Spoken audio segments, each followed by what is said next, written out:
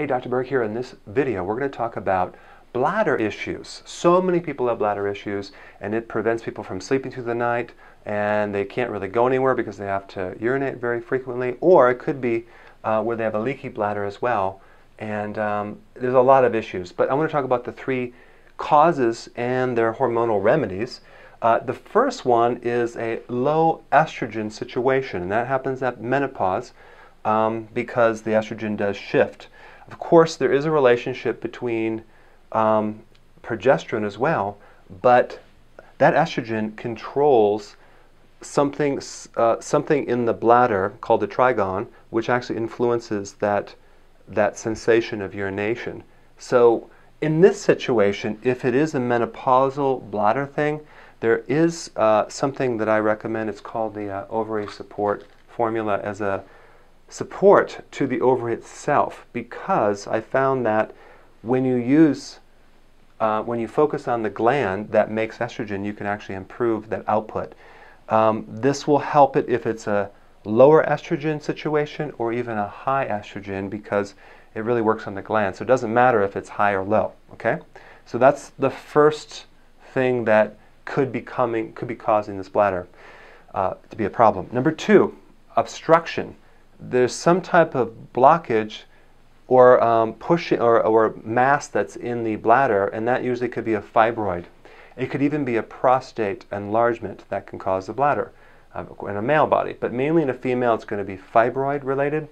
So if there's a fibroid blocking the bladder output because there's not enough space, I'm going to recommend taking vitamin D3 at 10,000 IUs and K2 at 100 micrograms. And I would also throw in there DHA. That's a type of fish oil. Get it in 100 milligrams.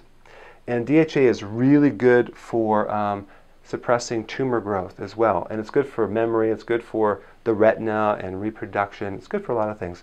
DHA, those three right here. And then the last thing I would recommend is a type of mushroom, Maitake mushroom.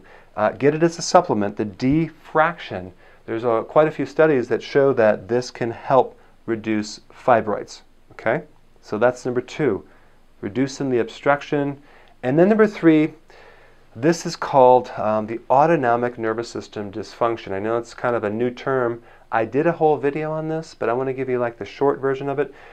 The autonomic nervous system is the system behind a lot of different things in the body, especially with things that accelerate and decelerate, like stress states. When you're stressed, you have all these accelerated, you have heart rate, you have the turning off of the digestive system, the turning off of the reproductive system. And then when you're resting and sleeping, it's all digestive support. Your muscles aren't filling up with blood.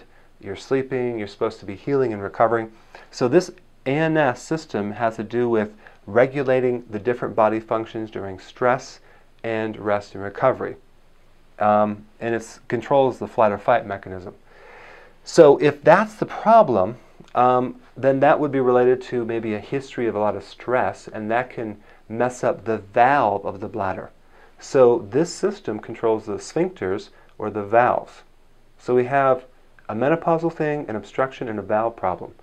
Maybe you need to see a plumber, but to support this ANS, I recommend the adrenal support, because this supports the actual gland. The adrenal gland is actually half gland tissue and half nerve tissue. And the type of nerve it is, it's ANS tissue nervous system, because the adrenal, on the inside of the adrenal, controls the autonomic nervous system.